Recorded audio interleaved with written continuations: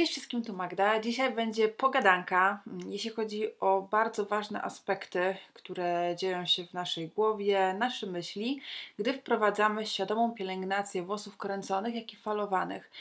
Jest kilka takich bardzo istotnych kwestii, które dzisiaj chciałabym poruszyć.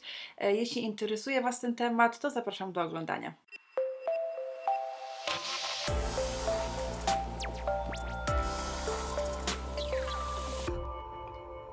Już dłuższy czas czytam komentarze i wiadomości od osób, które już są świadome pielęgnacji. I myślę, że mogę wyszczególnić kilka takich wspólnych cech, często pojawiających się, które łączą te wszystkie osoby, które właśnie piszą mi te konkretne komentarze czy wiadomości. Nagrywam ten film dla osób, które są na początku swojej drogi w świecie włosomaniactwa. Po prostu chciałabym, żebyście byli świadomi tego, co na myśl może Wam przyjść, co może Wami targać podczas świadomej pielęgnacji włosów, bo dzięki temu będziecie mogli mieć nad tym pieczę, będziecie mogli na to zwrócić uwagę i być uważnym, czy właśnie to się dzieje w Waszej głowie teraz. Myślę, że to będzie bardzo ważne i bardzo uświadamiające. Różne zachowania i myśli mogą być naprawdę destrukcyjne, jeśli chodzi o świadomą pielęgnację, ponieważ umysł człowieka jest nieprawdopodobny, niemożliwy. Mówi to już samo za siebie to, że naprawdę jest kilka cech, które często pojawiają się w głowach u takich osób. Ale może zacznę od zakupowego szału. Gdy zaczynacie świadomą pielęgnację, jakby nie patrzeć, porad już jest masa w internecie, filmów, polecanych kosmetyków jest masa i można się w tym łatwo zagubić. Często osoby po prostu na przykład zobaczą na włosowej grupie piękne efekty u kogoś. Zazwyczaj też są dopisane kosmetyki, których ta osoba użyła i co? Biegniemy do drogerii, kupujemy te kosmetyki, bo chcemy, żeby nasze włosy wyglądały tak samo. I przez to możemy wejść w takie zamknięte koło, bo półka w łazience już się ugina pod nadmiarem kosmetyków, a na włosach nic się nie dzieje.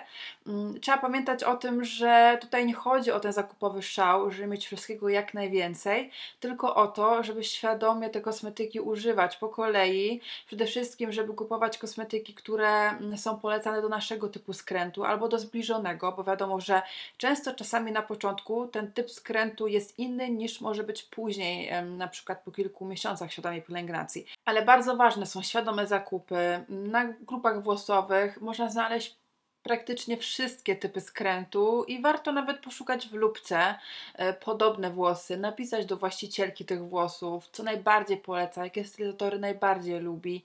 Dlatego też ja staram się na moim kanale, jak polecam jakiś stylizator, to proszę Was, abyście podali swój typ skrętu i jak u Was sprawił się dany stylizator. Uważam, że nic bardziej nie zniechęca niż to, gdy mamy furę kosmetyków do włosów, myjemy je i ciągle nie jest to, co chcemy, ciągle to nie jest to, ciągle używamy żele i kremy czy pianki. Okazuje się, że nie działają na naszych włosach i myślę, że to jest szybka droga do tego, żeby z tej świadomej pielęgnacji zrezygnować. Więc tutaj warto mieć to na uwadze i przypilnować siebie. Też wiem, że mogą być osoby, które po prostu chcą się bawić tą świadomą pielęgnacją, chcą sobie kupić tego tyle, ile chcą. Myślę, że wiele osób to przechodziło, ale ważne jest przy tym to, aby świadomie te kosmetyki najpierw kupować, a potem używać, żeby po prostu nie zniechęcić się i nie zrezygnować. Kolejna rzecz, która często się dzieje, jest to oczekiwanie na konkretny skręt. To znaczy, na przykład wpadacie na kanał takiej Carly Madeleine, widzicie jej typ skrętu i widzicie, użyję te kosmetyki, których ona używa i będę mieć taki sam skręt jak ona. To niestety tak nie działa, ponieważ każdy ma uwarunkowany genetycznie typ skrętu i po prostu możecie wydobyć tyle, ile się da z Waszych włosów, ale tyle, na ile one po prostu się kręcą. Nie ma tutaj czary-mary, to tak się nie stanie, że nagle użyjecie kosmetyków takich, jakich ja i będziecie czekać na taki skręt, jaki mam ja. No niestety, to jest najgorsze, co może być, to oczekiwanie na to, że nadejdzie jakiś skręt. Trzeba być tutaj racjonalnym, trzeba spojrzeć na to z trzeźwym okiem i ocenić, na ile nasze włosy stać. I przy tym, co ważne jest to, słuchajcie, mamy ponad 10 typów skrętu. Faktycznie takich rozpisanych jest z 9, ale na przykład może być taki skręt jak 2A, 2B, połączenie, albo 2B, 2C. Wiadomo, 2C, 3A Whirly jest taki dość popularny, ale mogą być też połączenia na przykład dwóch typów skrętu. Słuchajcie, mamy tyle typów skrętu. Nie możemy dzielić skrętów na lepszy czy gorszy. Każdy jest piękny, każdy ma coś w sobie, każdy ma jakieś zalety i wady. Każdy typ skrętu, u każdego coś znajdziecie. Ważne jest to, aby bawić się tą pielęgnacją, aby nie popadać w taki kozi róg, czyli dążyć do coś, co w ogóle może nie być spełnione, coś, co w ogóle nigdy się nie wydarzy, no bo jak marzycie o, nie wiem, typie skrętu 3C, wasz typ skrętu to na przykład jest 2C. No to zobaczcie, całe życie będziecie dążyć do tego typu skrętu 3C wymarzonego. Przy tym będziecie sobie zabierać to, co macie tu i teraz, ten piękny skręt, który macie, dlatego że po prostu wmówiliście sobie, że inny typ skrętu jest piękniejszy od waszego. To jest naprawdę najgorsze myślenie, jakie można mieć, bo tym wy sami sobie najwięcej zabieracie. Oczekiwanie to wieczny brak akceptacji, bo jeśli będziecie oczekiwać czegoś innego od waszych włosów, to nigdy ich nie zaakceptujecie, a to jest naprawdę bardzo męczące, bo powiedzmy, że zaczynacie świadomą pielęgnację przez to, że nigdy nie akceptowaliście swoich włosów, tak? Bo na przykład były wiecznie spuszczone, nie do ogarnięcia. I teraz wchodzicie w tą świadomą pielęgnację po to, żeby w końcu te włosy zaakceptować, ale widzicie czyjeś inne włosy i znowu pojawia się brak akceptacji. To jest zamknięte koło i po co sobie to robić? No po co? Po prostu często dążymy do niewiadomego, do ideału, którego tak naprawdę nie ma. Uwierzcie, że wiem, o czym mówię i to nie ma sensu. Dopóki sobie tego nie poukładacie w głowie, to naprawdę męczy. To jest dążenie do czegoś, co nigdy się nie stanie. No, nie ma sensu całe życie tak iść i tak myśleć, bo no, najwięcej krzywdy robicie sobie samemu. Ostatnio Natalia Werlinat poruszyła na swoim Instastory bardzo ważną rzecz i tam też udostępniła screen od swojej obserwatorki. I konsensus był taki, że tak naprawdę akceptacja włosów oznacza brak bad hair day. I to jest prawda, słuchajcie, bo jakie by włosy nie były podczas tej świadomej pielęgnacji, to tak naprawdę one są piękne i wtedy nigdy nie nazwiemy naszych włosów bad hair day. Oczywiście są takie dni, kiedy mycie nie wyjdzie, stylizacja nie wyjdzie, bo na przykład, no nie wiem, testujemy nowy stylizator, albo pogoda nie taka, no różnie bywa.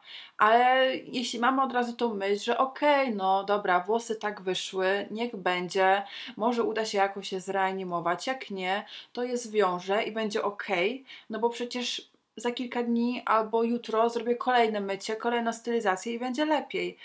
To jest takie zadręczanie się też trochę, kiedy oceniamy nasze włosy jako bad hair day, bo to już brzmi bardzo negatywnie, a zawsze można wyciągnąć z tego jakieś pozytywy. Można sobie kupić ładną scrunchie, można wypróbować sobie nasz stylizator rozwodniony do reanimacji.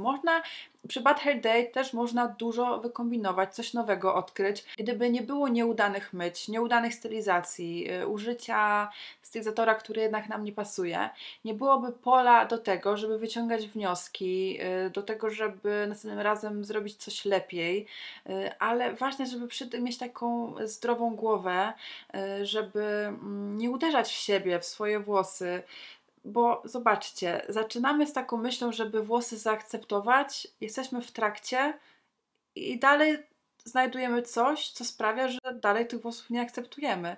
To jest niesamowite i to jest dla mnie niesamowite po prostu, jak ludzka głowa czasami działa, jak sobie to wszystko tworzy.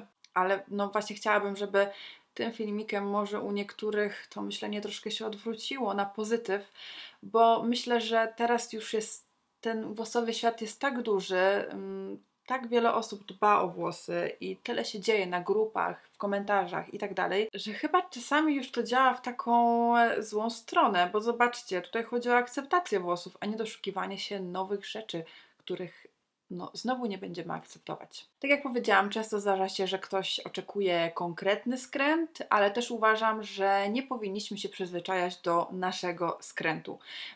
Przyzwyczajać w takim sensie, że na przestrzeni kolejnych lat ma prawo on się zmienić. I tutaj głównie mówię o kobietach, ponieważ my kobiety możemy przejść masę zmian hormonalnych w naszym życiu. I jeśli mamy 40 lat i chcemy wrócić do naszego skrętu sprzed 20 lat, to nie zawsze to może wyjść, bo po prostu możliwe, że w ciągu tych 20 lat zaszły zmiany hormonalne i na przykład skręt skręconych włosów stał się falowanym skrętem. Tak może być. Moim zdaniem akceptacja polega na tym, że nie mamy akceptować naszego konkretnego skrętu, ale po prostu nasze włosy, jakie by one nie były. U każdego jest szansa, że ze skrętu typu trzeciego można przejść na skręt typu drugiego i to nie jest nic złego, to naprawdę nic nam nie zabierze, to nie sprawi, że będziemy gorsi, bo zszedł nam skręt. Takie jest życie. Jakiego skrętu byśmy nie mieli, można z niego zrobić piękne rzeczy, możemy czuć się świetnie w konkretnym typie skrętu. Tak jak powiedziałam, każdy ma swoje wady i zalety. Jeszcze tylko tak dopowiem w kwestii zmian hormonalnych. Mam o nich film na kanale, ale przypomnę, że zmiany hormonalne to jest na przykład ciąża, to są choroby tarczycy, Hashimoto, to są nieustabilizowane hormony, antykoncepcja. To wszystko może mieć wpływ na zmianę skrętu. Jeśli zaczynacie, pamiętajcie przede wszystkim, aby swoje włosy obserwować. Przede wszystkim macie się nauczyć swoich włosów. Te wszystkie porady w internecie, które są, one mają Wam dopomóc w tym, abyście się nauczyli ogarniać Wasze włosy. Są też gotowe plany pielęgnacyjne. Pamiętajcie, że to są gotowce. To nie są stricte plany podporządkowane pod Was, bo powiem Wam, że tak by się nawet nie dało, bo nikt nie byłby w stanie przewidzieć, co Wasze włosy będą lubić, tak wiecie, w 100%. Są oczywiście w internecie takie, na przykład wiecie, konkretne porady, czyli na przykład, że fale często lubią bardziej proteiny i tak dalej, ale to są tylko takie ogólniki. Przede wszystkim trzeba obserwować włosy. Nawet jeśli macie plan pielęgnacyjny, to i tak trzeba zapisywać efekty, trzeba wyciągać wnioski, bo nikt za Was tego nie zrobi. Ważna jest też cierpliwość, wytrwałość. Bardzo ważne jest to, żeby nie porównywać się do innych, żeby nie oceniać się przez pryzmat innych osób. I na koniec przede wszystkim warto polubić siebie, warto uśmiechnąć się do siebie, odwalić się od siebie przede wszystkim i cieszyć się tą świadomą pielęgnacją. Bo gdy mamy to wszystko, to nagle już wiecie, nie ma oczekiwań, nie ma oceniania, nie pozwalamy sobie na to, aby przyjmować to, że ktoś nas ocenia. Oczywiście wiecie, bywają gorsze dni, nikt nie jest robotem, ale to naprawdę wszystko ułatwia. I niesamowite jest to, jak właśnie na przestrzeni lat to wszystko tak wyszło na powierzchnię, że tak naprawdę są osoby, które chcą zadbać o te włosy, a są też do tego osoby, które próbują podciąć skrzydła. Pamiętajcie, że nie ma lepszego i gorszego skrętu. Wszystkie są piękne i chyba to by było tyle. Mam nadzieję, że komuś ten film pomoże, doda skrzydeł. Jakoś tak też się cieszę, że na pewno znajdą się osoby, które dopiero zaczną tą pielęgnację włosów i już będą wiedziały, z czym mniej więcej będą może musieli się zmagać, bo oczywiście nie każdy tak będzie miał. Pamiętajcie też o tym, że ja Wam nie zakazuję przeżyć tego wszystkiego, o czym przed chwilą powiedziałam. Mi po prostu chodzi o to, abyście mieli świadomość tego, jak wiele osób ma, bo dzięki temu możecie siebie przed tym uratować, mieć nad tym pieczę, mieć świadomość, być uważnym i przede wszystkim wyhaczyć może ten moment w głowie, kiedy takie myśli zaczną Was nachodzić, kiedy ktoś Wam będzie chciał podciąć skrzydła, gdy pokażecie swoje włosy po jakimś myciu i stylizacji, abyście sobie po prostu nie pozwolili na to podcięcie skrzydeł. To jest bardzo dla mnie ważne. Niestety nasze myśli czasami są niebywałe i też internet robi swoje, to co widzimy na grupach, filmach, na zdjęciach przepięknych na Instagramie i tak dalej, więc no, mam nadzieję, że ten film Wam pomoże. Ja oczywiście zapraszam Was na mojego Instagrama, na moją grupę Gwardia Kelly Madeleine. Śmiało możecie tam dodawać posty, pokazywać swoje mycia i stylizacje. To by było na tyle. Fajnie tak ze mnie wszystko zeszło, bo ostatnio ten temat bardzo mi ciążył, zależało mi, żeby Wam to wszystko powiedzieć. Dobrze, teraz to już by było na tyle. Trzymajcie się, pa pa.